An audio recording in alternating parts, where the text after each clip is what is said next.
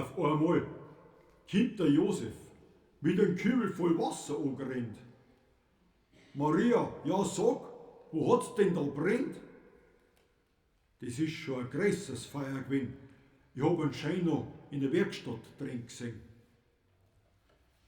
Ja, ja, Josef, es war etwas groß, da hast schon recht. Und du wirst ab jetzt sein an Herrgott sei Knecht. Und dann hat sie ihm erzählt, von der großen Ehre, die er widerfahren ist, vom Himmel drum her. Der Josef hat gehorcht und fast das Maul nicht mehr zugebracht. Er war so erstaunt, was die Maria da sagt.